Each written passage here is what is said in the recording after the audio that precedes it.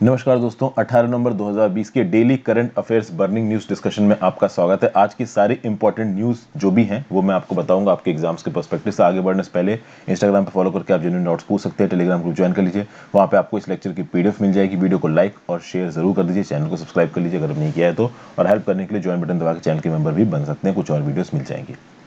Supreme court ने centre से पूछा है कि भैया फेक न्यूज़ को टैकल करने के लिए आप क्या कर रहे हो। सुप्रीम कोर्ट ने सेंटर से बोला कि देखिए, डिजिटल मीडिया को, अब डिजिटल मीडिया के रेगुलेशन की बात तो देखिए सरकार कर ही रही है। ये जो न्यूज़ चैनल्स है, ये न्यूज़ चैनल्स में जब कोई चीज़ ब्रॉडकास्ट होती है, उस ब्रॉडकास्ट को रेगुलेट करने के लिए आप क्या करते हो। तो सरकार ने बोला सर, ये जो एनबीएसए जैसी बॉडीज हैं, न्यूज़ ब्रॉडकास्टर्स एसोसिएशन जैसी बॉडीज हैं, ये आपस में बातचीत करके न्यूज़ ब्रॉडकास्ट करती हैं। हमने इनको ओवरऑल प्रिंसिपल्स दे रखे हैं। सुप्रीम कोर्ट ने बोला कि ये जो एनबीएसए है, ये एक प्राइवेट ऑर्गेनाइजेशन, एक प्राइवेट एसोसिएशन, तो हम इससे सवाल कब क्यों पूछें जब न्यूज़ को रेगुलेट करने की अथॉरिटी आपके पास है, सरकार के पास है। तबलीगी जमात वाले केस में जो एफिडेविट फाइल की है, देखिए तबलीगी जमात वाले केस में चीजें सुप्रीम कोर्ट में पहुंच चुकी हैं। क्यों पहुंच चुकी हैं? जमियात उलामा ई हिंद करके जो बॉडी है, उसने एक पिटीशन फाइल की सुप्रीम कोर्ट में। और इस पिटीशन में जमियात उलामा ई हिंद ने क्या बोला कि देखिए, ये जो तबलीगी जमात की मीटिंग हुई थी लॉकडाउन के दौरान, इसको कम्युनल कलर देने की कोशिश की है मीडिया ने। तो ये जो न्यूज़ चैनल है, वो इस तबलीगी जमात के इवेंट को किस तरीके से दिखा रहे हैं कि भैया इन लोगों ने लॉकडाउन का वायलेशन करके एक इवेंट किया जिसके चलते कोरोना फैल गया। ये गलत है, ये गलत तरीके से आप तबलीगी जमात को पोर्ट्रे कर रहे हो, ऐसा बोलना है जमियात उलामा ई हिंद। अब जब जमियात उलामा ही हिंद ने ये पिटीशन फाइल की है, तो ऑब्वियस सी बात है, लीगल प्रोसीजर्स के हिसाब से सुप्रीम कोर्ट सरकार से बोलेगा आप अपना एफिडेविट फाइल करो। उस एफिडेविट में सरकार क्या लिखेगी? अपना व्यू पॉइंट लिखेगी कि हाँ भाई, सरकार के अगेंस्ट एक इल्जाम लगाया जा रहा है, तो सरकार व्यू पॉइंट लिखेगी। इनफैक्ट इल्जाम न्यूज चैनल्स के अगेंस्ट लगाया जा रहा है, पर न्यूज चैनल्स को रेगुलेट करने की अथॉरिटी सरकार के पास है। सरकार ने अपने एफिडेविट में क्या बोला? Predominantly struck a balanced and neutral perspective in past few months. It explained as a matter of journalistic policy, any section of media may highlight different events, issues and happenings across the world as per their choice. सरकार यहाँ क्या बोल रही है? और सरकार already 2 affidavit file कर चुकी है सुप्रीम कोर्ट में इस इशू को लेके, और सुप्रीम कोर्ट बार बार सरकार को डांट रही है कि भैया तुम कैसी एफिडेविट फाइल कर रहे हो, तुम्हारी एफिडेविट का कोई मतलब नहीं है। पहली एफिडेविट जो फाइल हुई थी सरकार की तरफ से, किसके पास? सुप्रीम कोर्ट के पास। उसमें क्या बोला गया था? वो फाइल की थी अंडर सेक्रेटरी द्वारा। तो फर्स्ट वन को अंडर सेक्रेटरी जिसने फाइल की थी इस तबलीगी जमात वाले केस में एफिडेविट, इसको सुप्रीम कोर्ट ने इवेसिव बोला, नॉनसेंसिकल बोला। और अभी रिसेंटली जो एफिडेविट फाइल की, उसको भी कोर्ट ने इनएडिक्वेट बोला। देखिए कोर्ट क्या बोला? We are disappointed with your affidavit, it does not contain a whisper about what you have done under the cable TV act, we are not satisfied, we want to know how you are employing the cable TV Act. We want to know the quantum of applicability of that. What is the legal remedy when there is complaints? तो कहने का मतलब ये है कि भैया सरकार ये बोल रही है कि ये जो न्यूज़ चैनल है भाई, ये डेमोक्रेसी में, और डेमोक्रेसी में ये अपने हिसाब से व्यू पॉइंट को दिखा सकते हैं। हम तो तब रेगुलेट करेंगे जब व्यू पॉइंट एक लिमिट से ज़्यादा पोलराइजिंग हो। जमियत उल उलामा ई हिंद यही बोल रहा है कि भैया बड़ा पोलराइजिंग तरीके से तबलीगी जमात वाले इवेंट को पोर्ट्रे किया गया, ये गलत बात है। सुप्रीम कोर्ट ने रिस्पांस माना और प्रॉपर रिस्पांस सरकार की तरफ से आया नहीं, तो सुप्रीम कोर्ट में भी सरकार को डांट दिया कि केबल टीवी एक्ट के प्रोविजंस को आप किस प्रकार से इंप्लीमेंट कर रहे हो, क्या क्या चेंजेस केबल टीवी एक्ट में हो सकते हैं, इन सब चीजों को डील करने के लिए आप इसके बारे में कुछ बताइए। कुछ बता नहीं रही सरकार क्लियरली। हालांकि सरकार ने बोला कि फेक न्यूज को रोकने के लिए हमने 743 सोशल मीडिया अकाउंट्स को ब्लॉक कर दिया जो कि कोविड-19 के लिए फेक न्यूज फैला रहे थे, तो हम फेक न्यूज में कुछ कर नहीं रहे हैं, ये गलत है, हम कर रहे हैं। तो इस तरीके की चीजें यहाँ पे निकल के आ रही हैं। जनरल स्टडीज पेपर 2 में और जनरल स्टडीज पेपर 3 में ये काम आएगा। जुडिशियल एक्टिविज्म के चलते आप इसको बोल सकते हो कि जमियात उल उलामा ई हिंद ने पिटीशन फाइल की, बोला तबलीगी जमात के इंसिडेंट को कम्युनल टोन में दिखाया गया। इसके बाद जुडिशरी ने सरकार से एफिडेविट मांगा, सरकार के 2 एफिडेविट आने के बाद भी जुडिशरी सेटिस्फाई नहीं हुई है, और जुडिशरी कह रही है कि आपने जो भी रिस्पॉन्स किया है सही नहीं है, प्रॉपर तरीके से रिस्पॉन्स दीजिए, केबल टीवी एक्ट में आपने क्या किया है ये बताइए। तो रिसेंट केसेस में, करंट अफेयर्स में, अगर जुडिशियल एक्टिविज्म के एक एग्जाम्पल को आपको कोट करना हो तो ये एग्जाम्पल आप कोट कर सकते हो। नेक्स्ट टॉपिक है now Madhya Pradesh planning law against love जिहाद। लव जिहाद के अगेंस्ट मध्य प्रदेश की जो सरकार है वो कह रही है कि भैया हम लव जिहाद के अगेंस्ट एक कानून लेके आएंगे, 5 साल तक की सजा होगी। एक बच्ची को हरियाणा में खड़े खड़े गोली मार दी, ठीक है ना, एक पागल आशिक ने, ठीक है, पागल ही बोला जाएगा ऐसे इंसान को। तो अब हुआ ये कि उस लड़की की तो मौत हो गई, लव जिहाद का केस सामने आया। Madhya Pradesh freedom of religion bill 2020 क्या बोल रहा है कि भाई अगर जबरदस्ती मतलब फोर्स से या फिर झांसा देके, सिड्यूस करके, फ्रॉड से अगर आप मैरिज करते हो और रिलीजियस कन्वर्जन करवाते हो तो उस केस में 5 साल तक की सजा हो सकती है। वो हरियाणा में वो जो निकिता राम की लड़की को मारा गया था, वहां पे यही लव जिहाद का केस था। वो लड़का उसको फोर्स कर रहा था शादी करने के लिए और धर्म परिवर्तन करने के लिए, लड़की मना कर रही थी। जब 1 लिमिट के बाद मानी नहीं तो उसने उसको गोली मार दी, पता नहीं क्या ही प्यार कर रहा था।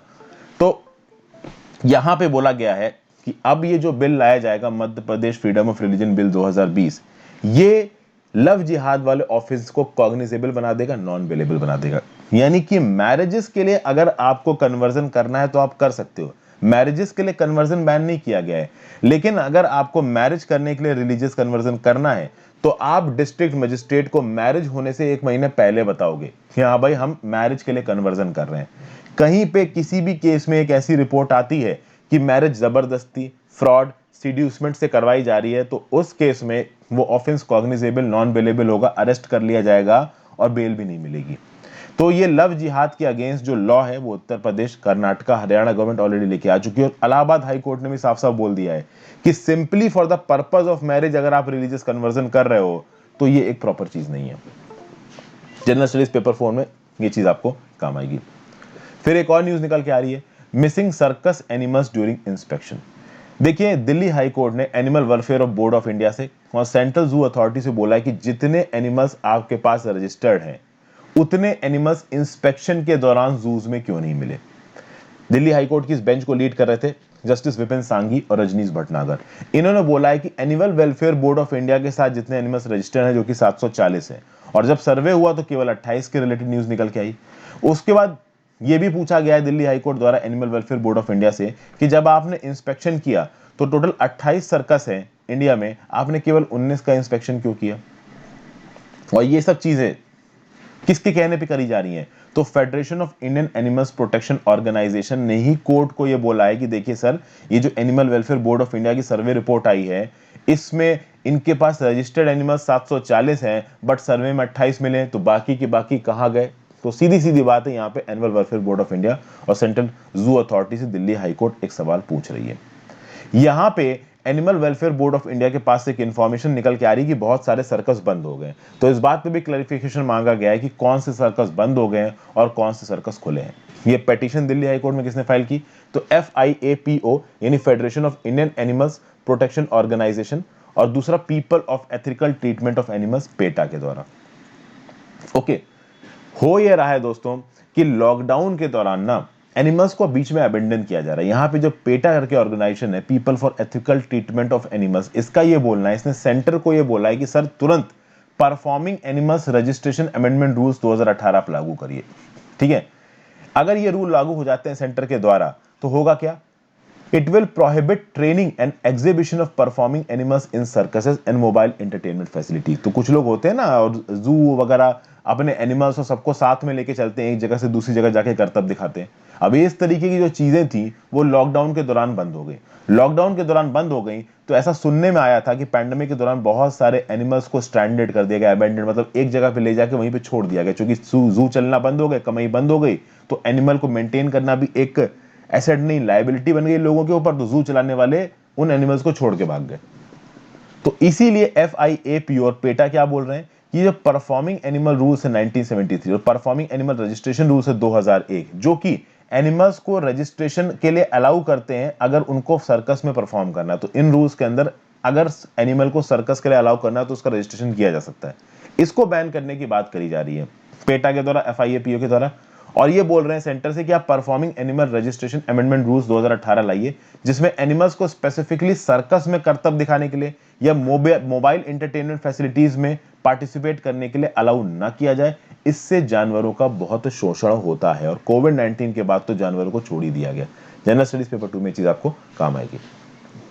फिर इंडिया और कजाकिस्तान ने 17 नवंबर 2020 को वर्चुअली एक वीडियो कॉन्फ्रेंस के through 7th round of foreign office consultation किए और यहां पे एक मेमोरेंडम ऑफ अंडरस्टैंडिंग साइन किया गया, जिसको आप बोल सकते हो India grant assistance for implementing of high impact community projects in Kazakhstan.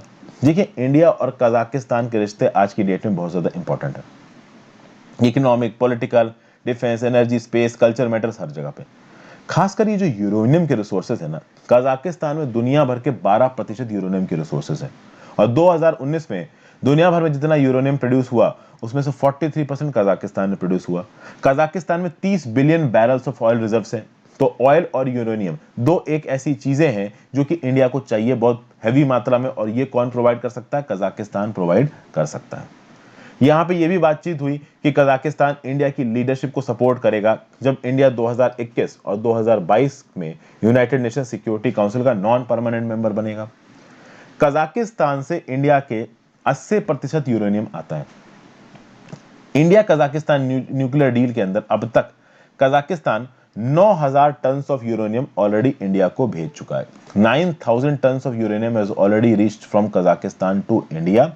और ये जो न्यूक्लियर डील है वो 2020 से लेकर 2024 तक के लिए रिन्यू कर दी गई है। कजाकिस्तान एक बहुत मेजर प्ले है सेंट्रल एशिया में। अगर आप देखें तो लाल डॉटेड बॉर्डर के अंदर जो कंट्री है वो कजाकिस्तान है। इसके नॉर्थ में आपको रशिया नजर आ रहा है, इसके ईस्ट में आपको चाइना, साउथ में आपको नजर आ रहा है किर्गिस्तान, उज्बेकिस्तान, और इधर पे तुर्कमेनिस्तान। ओके दोस्तों, और यहाँ पे कैस्पियन सी नजर आ रहा है आपको। कजाकिस्तान से अगर ऑयल और यूरेनियम इंडिया पहुंचाना है तो जरूरी है कि कजाकिस्तान के कैस्पियन सी के एक्सेस से ईरान तक सामान पहुंचाया जाए, या फिर उज्बेकिस्तान या फिर तुर्कमेनिस्तान से होते हुए ईरान तक सामान पहुंचाया जाए, और फिर ईरान के जो चाबहार पोर्ट है वहां से उस यूरेनियम और ऑयल को लोड करके इंडिया भेजा जाए। ओके, तो आप ये देखिए, कजाकिस्तान और ये जो पूरा का पूरा सेंट्रल एशिया का इलाका है जहां पे आपका कजाकिस्तान के साथ साथ उज्बेकिस्तान, तुर्कमेनिस्तान, तजिकिस्तान, किर्गिस्तान, ये सब आते हैं। ये सब बहुत इंपॉर्टेंट हो जाते हैं इंडिया के लिए दोस्तों।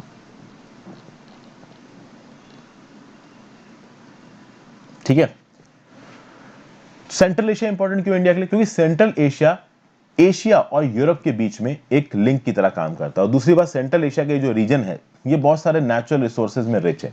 फॉर एग्जांपल, ये सेंट्रल एशिया का जो रीजन है वो किन किन चीजों में रिच है? तो भाई आप यहां पे देख सकते हो, ये पेट्रोलियम में रिच है, एंटी मनी में, नेचुरल गैस में, सिल्वर में, गोल्ड में, यूरेनियम में। और जो सेंट्रल एशियन रीजन है they are getting integrated into east west trans Eurasian transit economic corridor. यहां पे इंडिया ने क्या किया? इंडिया ने रशिया के साथ और ईरान के साथ मिलकर international north south transport corridor बनाया 2000 में। मल्टी मोडल ट्रांसपोर्टेशन नेटवर्क है जो कि इंडियन ओशन को कैस्पियन सी के साथ जोड़ता है और सेंट पीटर्सबर्ग को नॉर्थ यूरोप के साथ जोड़ता है। यहां पे देखिए, ये आपको नजर आ रहा है कैस्पियन सी, और कैस्पियन सी को इंडियन ओशन के साथ जोड़ने के लिए ईरान के थ्रू निकलना पड़ेगा। बीच में तुर्कमेनिस्तान, उज्बेकिस्तान भी आ सकता है। रशिया के आप नॉर्थ पार्ट में चले जाओगे दोस्तों तो सेंट पीटर्सबर्ग नाम का शहर आता है। सेंट पीटर्सबर्ग यूरोप के बहुत पास है। स्वीडन, फिनलैंड, डेनमार्क जैसी कंट्रीज के बहुत पास है सेंट पीटर्सबर्ग जैसा शहर। तो सेंट पीटर्सबर्ग को नॉर्थ यूरोप से जोड़ने वाला जो रास्ता है उसको भी पार्ट रखा गया है किसका? International north south transport corridor का। तो ये न्यूज है, जनरल स्टडीज पेपर 2 में आपको काम आएगी। सेंट्रल एशिया के साथ इंडिया अपने रिलेशन को कैसे अच्छा कर रहा है। फिर एक छोटी सी न्यूज, पेरू को तीसरा प्रेसिडेंट मिल गया है। जो अभी लेटेस्ट प्रेसिडेंट बने हैं वो है फ्रांसिस्को सगास्ती। इंटरिम प्रेसिडेंट रहे, अगले साल तक ही प्रेसिडेंट रहेंगे। ऐसा क्यों हो रहा है कि भैया इतनी तेजी से प्रेसिडेंट बदले जा रहे हैं पेरू में? पेरू की पहली बात तो लोकेशन देख लीजिए आप इस साउथ अमेरिकन मैप में। पेरू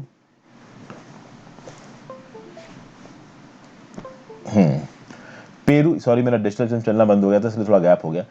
पेरू यहां पे आपको नजर आ रहा है। पेरू की बाउंड्रीज देखिए तो वेस्टर्न एंड पे तो पूरा का पूरा पैसिफिक ओशन है। नॉर्थ में आपको इक्वाडोर, फिर कोलंबिया। कोलंबिया पाब्लो एस्कोबार के लिए फेमस है भैया, बहुत बड़ा, बहुत ज्यादा ड्रग्स यहां से स्मगल होते थे। ईस्ट में ब्राजील, इधर बोलीविया, साउथ में चिली। तो पेरू के नेबर से Chile, Bolivia, Brazil, Colombia and Ecuador. Peru में जो पहले प्रेसिडेंट थे मिस्टर कुजिनिंस्की, 2018 में इन्होंने रिजाइन कर दिया करप्शन के चार्जेस पे। उसके बाद मिस्टर मार्टिन विजकारा बने प्रेसिडेंट।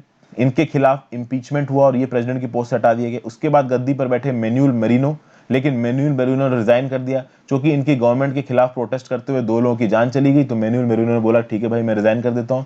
और फाइनली फ्रांसिस्को सगास्ती अब बनेंगे प्रेसिडेंट। पिछले 3 साल में 4 प्रेसिडेंट बदल चुके हैं पेरू के। आगे देखते हैं क्या चीजें होने वाली है। फ्रांसिस्को सगास्ती नाम इंपॉर्टेंट है, याद रखिएगा, जनरल स्टडीज पेपर 2 में आपको काम आएगा। और final news, Sri Lanka to open up Chinese backed port city.